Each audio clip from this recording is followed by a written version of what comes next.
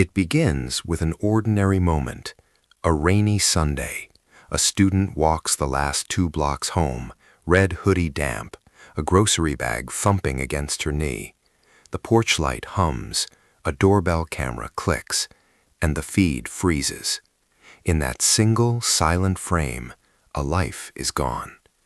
From that digital blink, the first uneasy clues emerge. An idling sedan at the edge of a park, its driver's side door ajar. A single phone call that connects for a second, then drops. The phone itself later found under a swing. Timelines blur as witness accounts contradict one another.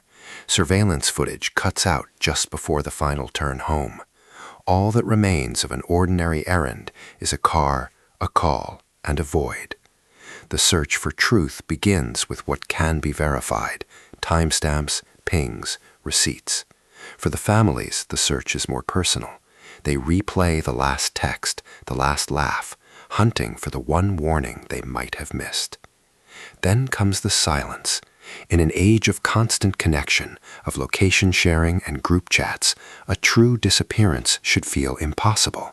Yet we've all seen it: the blue typing dots that suddenly stop, the map pin that freezes in place, a conversation that goes quiet forever.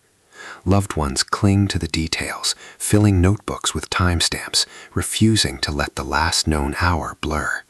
These are the signposts of dread, the suddenness, the silence, and the objects that whisper a chilling truth.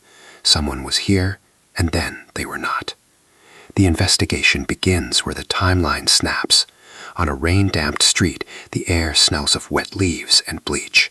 Detectives go door to door, their polite questions echoing in hallways. Every digital footprint is retraced, every receipt and camera blink is sifted again and again. A timeline is painstakingly built from a row of careful verbs: seen, then texted, then left. But as the hours stretch into days, even that grammar begins to hesitate. Soon, the fog of rumor rolls in. By afternoon, a man at the corner deli is certain he saw something. By dusk, he's not so sure. A misidentified truck briefly becomes a promising lead, only to collapse by nightfall. When every voice echoes at once, what can you trust? Investigators must slow down. They rebuild movements against the fixed clocks of surveillance and transactions. They work to pry fragile memory away from the powerful pull of story. In a world of instant alerts, speed tempts us to trade accuracy for heat. But professionals know that only facts matter. Facts outlast folklore. As 1 year passes, a mother straightens candles on the porch where the camera went dark. The absence remains, a maze of unanswered questions. Was it an opportunistic abduction, a targeted attack, or something else entirely? In the shadow of this uncertainty, a community changes. Children walk in pairs, curfews creep earlier. Online, vigils keep a quiet, constant watch. The work remains stubborn and methodical, a detective checking one more lead after midnight.